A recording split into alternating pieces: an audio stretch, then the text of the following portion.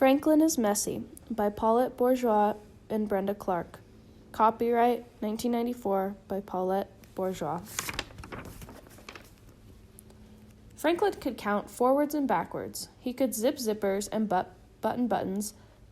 He could tie his own shoes and count by twos. But Franklin was so messy that he could hardly ever find his things, especially special things. One day, Franklin searched for his sword. It was special because he had made it himself from cardboard and wood and string. Franklin needed it to play knights in armor with his friends. He looked all over. He found a bag of marbles he thought he had lost. He found a brown apple core. He even found his favorite baseball hat, but he couldn't find his sword. "Have you seen my sword?" Franklin asked his mother. Franklin's mother looked around his room. She shook her head. "All I see is a big mess. Please tidy this room before you go out to play." Franklin muttered to himself, "Why all the fuss about a little mess?" He had more important things to worry about. He might miss playing knights. Franklin hurried. He opened his closet and heaped an armful of books inside. He piled up all his blocks in the middle of his room. He threw his hat in the corner and put the apple core in a drawer. "All done," he said to himself. Still, he hadn't found his sword. But the time Franklin reached Bear's house, his friends were already playing knights. Bear slashed the air with a sword. Beaver lunged at evil dragons. "Hurry," Franklin shouted. "Bear, we need you." "I can't," whispered Franklin. The game stopped. "Why not?" they asked. "I don't have my sword," said Franklin. Bear was disappointed. "But how can we play knights without swords?" he asked. Franklin looked around. He picked up a stick on the ground. "I'll use this," he said. They fought dragons all afternoon. "Tomorrow," said Franklin, "I will have my sword.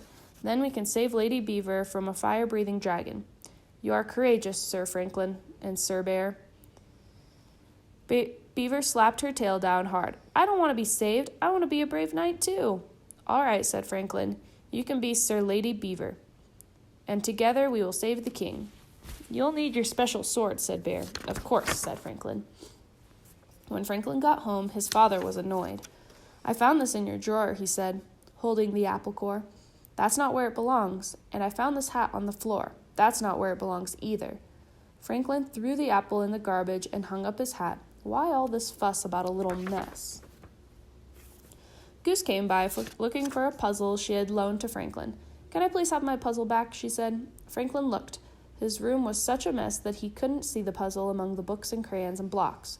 "Maybe it's in my closet," said Franklin. Franklin opened the closet door. It was messy in there, too. He stepped inside. Crunch! It was a very loud noise. Franklin's parents came rushing in. "Are you all right?" they asked. "I'm all right," said Franklin, "but my sword isn't." He held up the shattered pieces. "What a mess," Franklin said sadly. "Maybe you need more places to put your things," said Franklin's mother.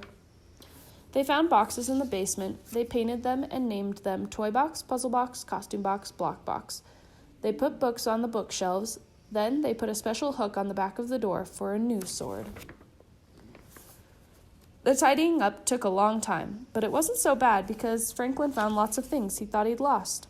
Goose's puzzle, his own favorite purple crayon, and enough cardboard, wood, and string to make a new sword, and even a shield. The next morning, Franklin dressed in full armor. He was especially proud of his new shield. It said, "Sir Franklin, loyal and brave."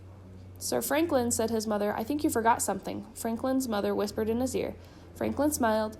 They took a crayon and added 2 more words to his shield.